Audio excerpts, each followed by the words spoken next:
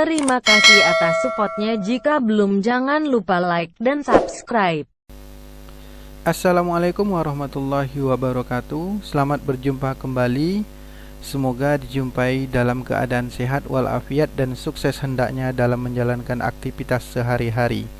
Dalam video kali ini kita akan membahas tentang pendekatan pertumbuhan dalam pengembangan masyarakat, yaitu dalam mata kuliah pendekatan sistem pengembangan masyarakat. Kita lanjutkan.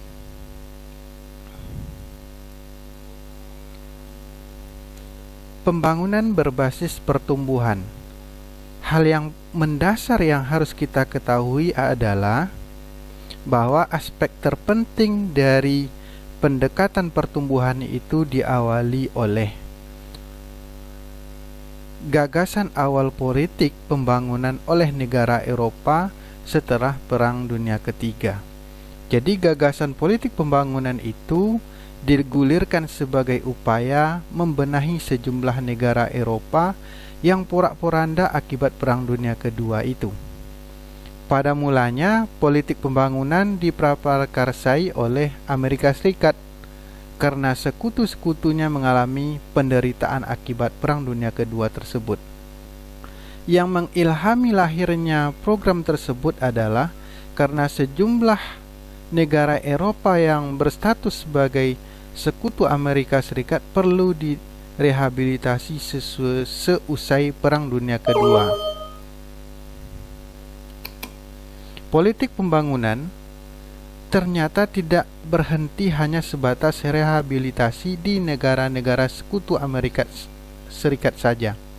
Langkah ini kemudian diikuti oleh lembaga-lembaga internasional dan juga negara maju untuk memperbaiki negara miskin setelah penjajahan tersebut. Logika politik pembangunan ini adalah untuk memperbaiki kondisi yang tidak baik menjadi baik dan meningkatkan kondisi yang baik menjadi lebih baik. Pasca Perang Dunia Kedua, negara-negara di dunia pada umumnya dicengkram oleh penderitaan akibat penjajahan, tentu dari bangsa yang kuat terhadap negara yang lemah.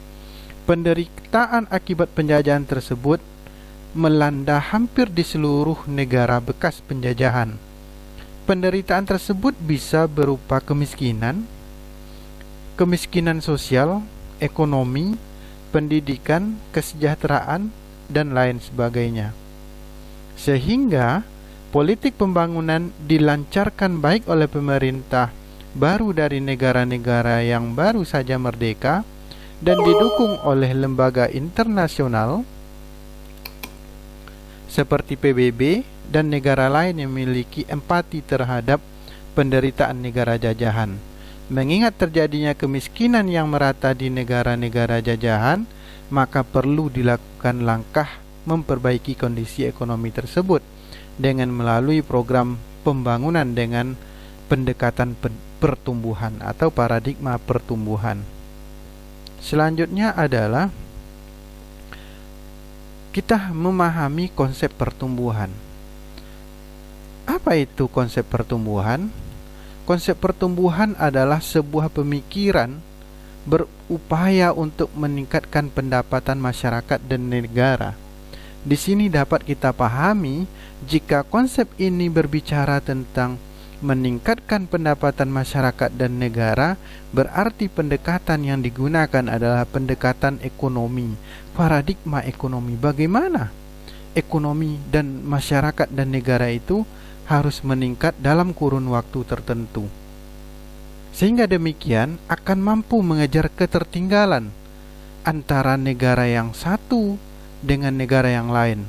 Sasaran utama dari paradigma pertumbuhan ini adalah untuk menciptakan kondisi masyarakat dan negara lebih baik dengan mengusahakan adanya peningkatan pendapatan masyarakat dan pendapatan nasional sebagai sebuah negara sebagai komponen pembentuk pendapatan per kapita suatu negara.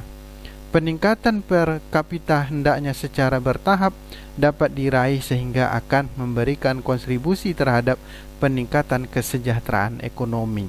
Jadi konsep pendekatan pertumbuhan itu sebetulnya adalah memperbaiki ekonomi masyarakat dan negara agar memiliki pertumbuhan ekonomi yang lebih maju dari pertumbuhan sebelumnya setelah dijajah. Kemudian, pelopor dari gagasan pendekatan pertumbuhan ini adalah dipelopori oleh Rostow dengan bentuk 5 tahapan pembangunan. Jadi 5 tahapan pembangunan yang dimasukkan oleh Rostow di sini adalah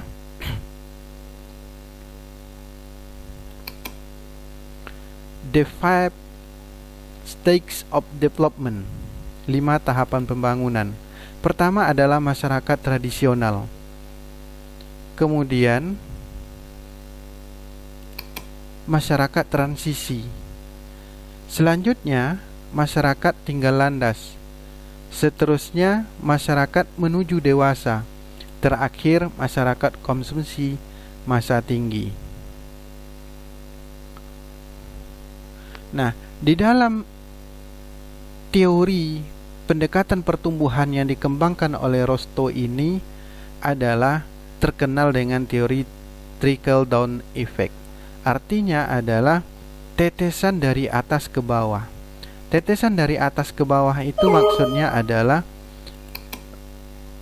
masyarakat yang paling bawah menerima ataupun mendapatkan program ataupun mendapatkan peningkatan ekonomi secara merata, secara keseluruhan, sehingga masyarakat itu tumbuh ekonominya mulai dari masyarakat paling bawah sampai ke masyarakat yang paling atas. Kita lihat pada gambar bagian atas ini adalah gambar idealnya bahwa ketika air dicurahkan dari gelas pertama, ketika sudah penuh hendaknya meneteskan ke gelas-gelas yang kosong yang ada di bawahnya. Itulah maksud dari paradigma pertumbuhan itu. Ekonomi, sumber daya negara, sumber daya alam di suatu negara itu dikelola, kemudian hasilnya dipergunakan untuk kesejahteraan dan sosial ekonomi kemasyarakatan. Tetapi faktanya seperti pada gambar yang kedua, tidak. Sumber daya alam itu hanya dipakai dan habis pada bagian atas, pada gelas atas saja.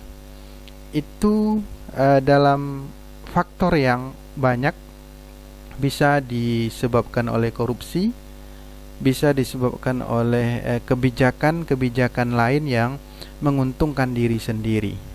Nah, jadi trickle down effect ini mestinya adalah curahan dari atas ke bawah sehingga memperoleh kesejahteraan dan kemandirian kepada masyarakat. Nah, selanjutnya adalah bagaimana paradigma pertumbuhan itu di negara Indonesia, bahwa pendekatan pertumbuhan dalam pembangunan Indonesia itu juga menggunakan teori Rostow. Teori Rostow itu dijadikan pedoman untuk membangun Indonesia. Ini pada masa pemerintahan Orde Baru.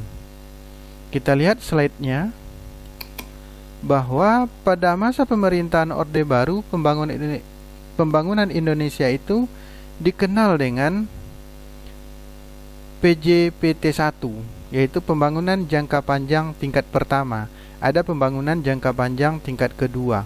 Nah, kita bahas pembangunan jangka panjang tingkat pertama.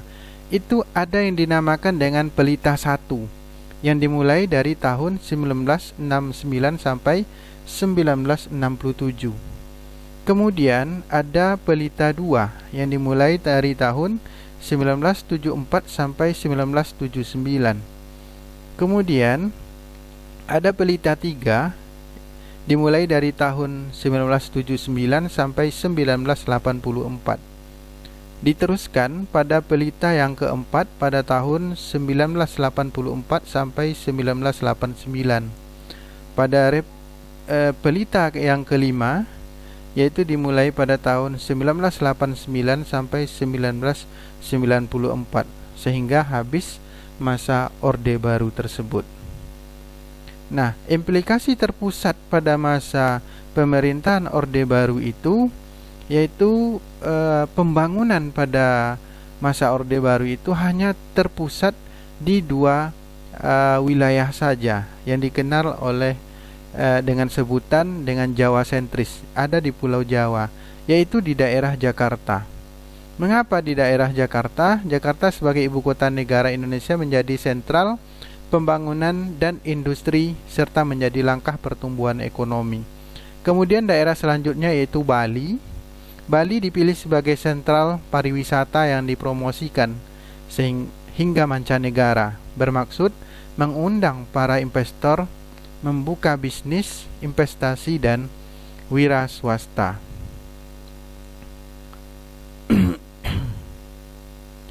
Nah, efek implikasi pembangunan terpusat tersebut adalah pertama, ada efek positif. Efek positifnya adalah Jakarta sebagai pusat ibu kota selalu diuntungkan. Mengapa? Karena sumber daya itu adanya di daerah-daerah, kemudian pemasok tertinggi dalam keuangan negara itu juga berada di daerah, sehingga ibu kota selalu mendapat persentase tertinggi untuk membangun wilayah ibu kota.